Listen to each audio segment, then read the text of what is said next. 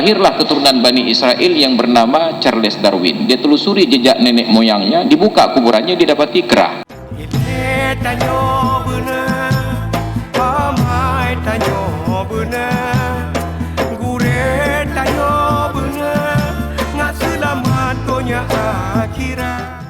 Tentang Nabi Isa akan membunuh babi.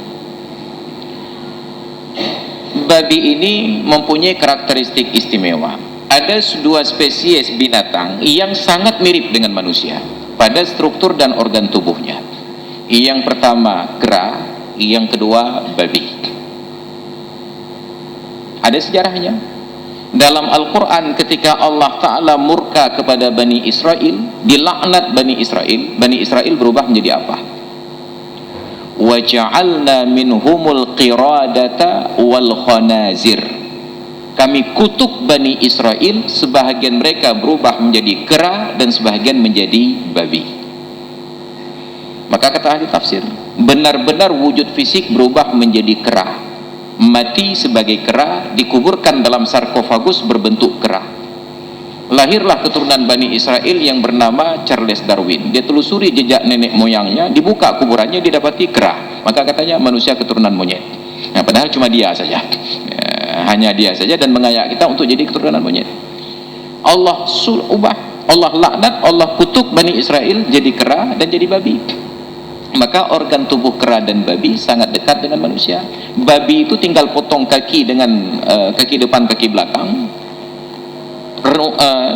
Kerangkanya itu dipasangkan pada tubuh manusia, sangat persis susunan organ tubuhnya. Maka tidak ada organ tubuh binatang yang paling cocok untuk manusia kecuali organ tubuh babi. Kulit kita rusak, dicangkok kulit lembu, busuk. Dicangkok kulit anjing, busuk. Dicangkok semua kulit binatang akan busuk. Tapi ketika kulit babi dicangkok pada kulit manusia, menyatu. Makanya katup jantung manusia hanya cocok digantikan dengan katup jantung babi. Babi paling cocok dengan organ tubuh manusia. Makanya manusia yang berakhlak disebut lagebui. Lagebui. Kenapa? Karena hanya itu yang cocok dengan manusia. Lagebui. Jadi ada filosofinya. Monyet satu lagi, kera. Makanya kenapa warga Banda Aceh hari Sabtu, hari Ahad berkunjung ke Sare, ke Gurute? Itu hanya sekedar silaturahmi dengan sepupu dekatnya di sana. Ya, ada sepupu dekatnya di sana. Aja pisang dua boh, ya, bertemu dengan sepupu dekatnya. Maka mereka berinteraksi mulai dekat dengan manusia. Jadi ketika saya datang ke Perak di Malaysia, di situ ada sebuah pulau khusus untuk budidaya simpanse. Ada seorang wanita etnis India sedang berguling-guling dengan simpanse itu. Dia jelaskan kepada kami, dia ahli bidang zoologi. Apa katanya? Simpanse dengan manusia, perbedaannya itu DNA-nya itu hanya berbeda 5%. Manusia ketika sedih menangis keluar air mata, ketika bahagia tertawa. Kera tidak tertawa karena bahagia, tidak menangis keluar air mata karena sedih. Nah, maka kalau melihat mereka seperti tertawa, itu hanya seperti, tapi tidak tertawa. Nah, manusia saja yang tertawa bahagia, menangis ketika berduka keluar air mata. Maka kalau terlihat ada kucing keluar air mata, jangan katakan kucing menangis sedih. Enggak ada binatang yang ditakdirkan sedih dengan menangis kecuali manusia. Kita diberikan air mata. Ini yang terjadi. Maka kenapa kemudian diperintahkan bunuh babi? Ini kan akhir zaman. Ada ketidakseimbangan alam, populasi binatang. Maka kalau kita bertanya sekarang, kenapa oleh pemerintah saat ada harimau turun ke kampung menerkam manusia, manusia tidak boleh balas dendam ke harimau dengan membunuh harimau? Kalau harimau dibunuh, pembunuh harimau akan dipidana. Tapi harimau yang membunuh manusia tidak pernah dipidana. Kenapa?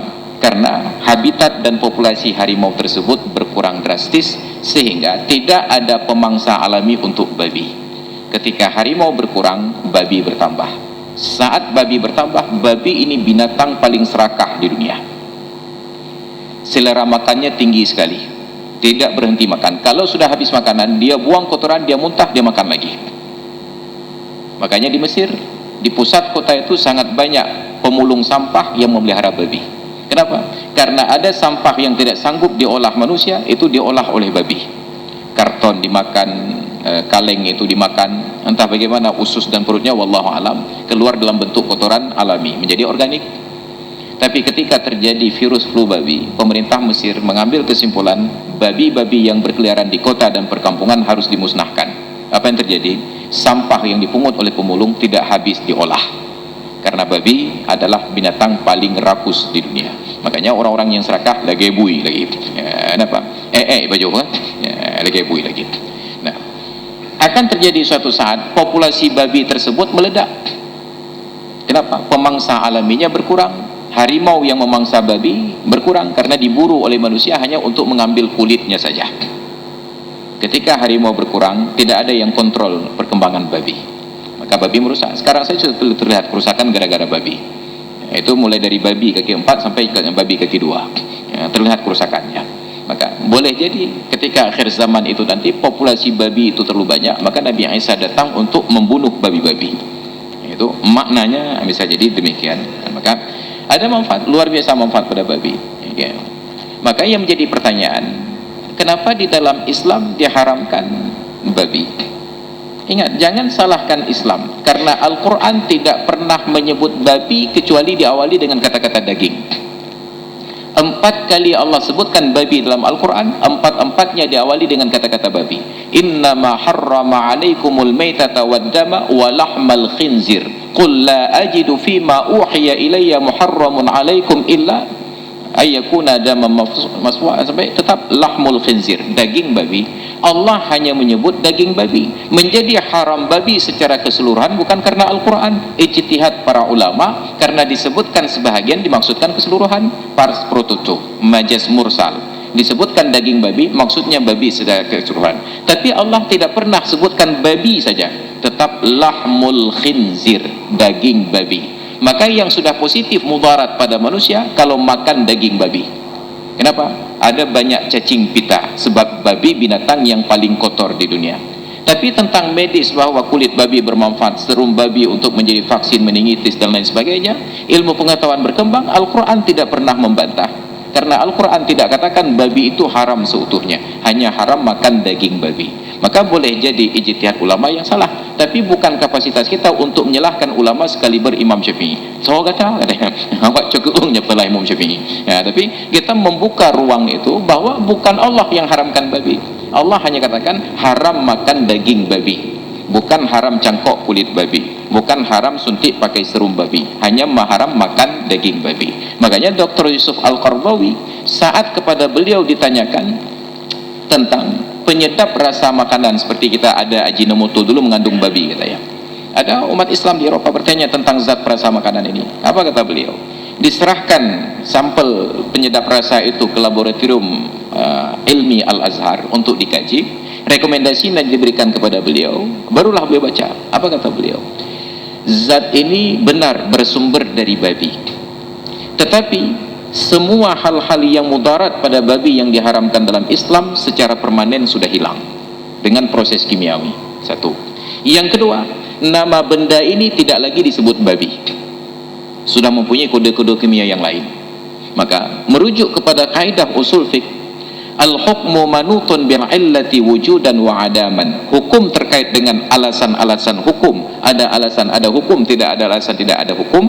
Dan melihat kepada kaidah al-hukmu manutun bil ismi wujudan wa adaman, hukum terkait dengan nama, ada hukum, berubah nama berganti hukum. Maka saya putuskan bahwa zat perasa makanan ini sudah halal untuk dikonsumsi, kata beliau. Kenapa? Yang mudarat pada babi sudah tidak ada secara permanen, dan secara nama tidak lagi disebut babi. Maka ini perkembangan ilmu Islam. Islam, Al-Quran dan hadis tidak salah, hanya ijtihad kita yang boleh jadi salah. Kemudian ketika ilmu pengetahuan menyikap sebaliknya, bukan Al-Qurannya salah, ilmu kita yang terbatas. Tapi itu nanti kembali kepada para ulama kita.